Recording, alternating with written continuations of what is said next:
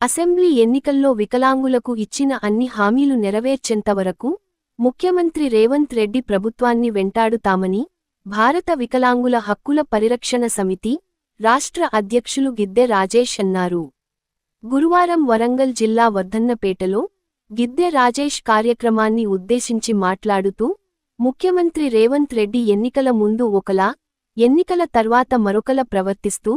ప్రజాస్వామ్యాన్ని ఖూనీ చేస్తున్నారని, అసెంబ్లీ ఎన్నికల సమయంలో తమ కాంగ్రెస్ పార్టీ అధికారంలోకి వస్తే వికలాంగులకు అదే నెల నుంచి 6,000 పెన్షన్ ఇస్తామని,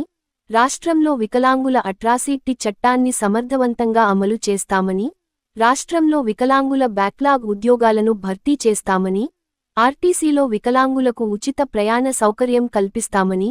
ఓట్లను కొల్లగొట్టి అధికారంలోకి వచ్చి ఇప్పుడు 15 నెలల పాలనలో ఏ ఒక్క వాగ్దానాన్ని నెరవేర్చడం లేదన్నారు.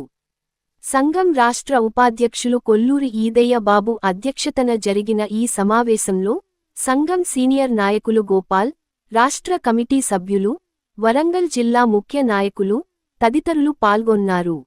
మా హక్కుల కోసం, ఆత్మగౌరవం కోసం ప్రభుత్వం ఇచ్చినటువంటి హామీలను నెరవేర్చాలని చెప్పేసి ప్రజాస్వామ్యబద్ధంగా మేము వెళ్ళి నిరసన తెలిపేందుకు వెళ్తున్నటువంటి సందర్భంలో మా యొక్క విజ్ఞప్తులు చెప్పేందుకు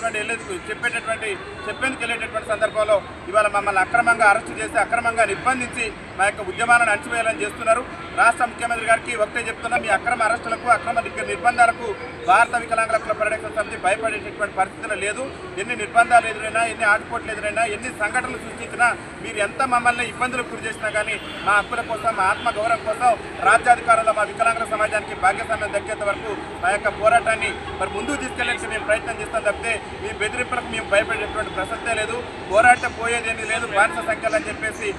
ఏనాడైతే మహానుభావులు చెప్పారో ఆ మహానుభావులు చెప్పినటువంటి మాటలనే భారత వికలాంగుల హక్కుల పరిరక్షణ సమితి ముందుకెళ్తుంది. ఈ సందర్భంలో ఈరోజు అసెంబ్లీ దగ్గరికి వెళ్ళి, ఎందుకంటే 119 మంది ఎమ్మెల్యేలు ఇవాళ చరణం కలిగిందేమో, మా బాధలు, మా వేదన ఏమైనా చెప్తారేమని చెప్పేసి మీ వెళ్ళి అక్కడ వింతపత్రం ఇచ్చేటట్టు వెళ్ళేందుకు ప్రయత్నం చేస్తే మమ్మల్ని అడ్డుకునేటటువంటి ప్రయత్నం చేసి మా మీద అక్రమంగా కేసులు, అనవసరమైనటువంటి ఏదైతే మీరు ఎలాంటి తప్పులు చేయకుండా కానీ మా మీద అక్రమ నిర్బంధాలు సృష్టించినటువంటి నేపథ్యంలో ప్రభుత్వం కొత్త హెచ్చరిక జారీ చేస్తున్న మేము ఎలాంటి కేసులకు భయపడమో, ఎలాంటి నిర్బంధాలు భయపడమో, మా హక్కులు, మా ఆత్మగౌరవం మీరు ఇచ్చినటువంటి హామీలు నెరవేర్చేంత వరకు ఈ ప్రభుత్వం మీద పోరాటం కొనసాగిస్తామని చెప్పేసి ఈరోజు ఈ సందర్భంగా మీరు తెలియజేస్తున్నాం.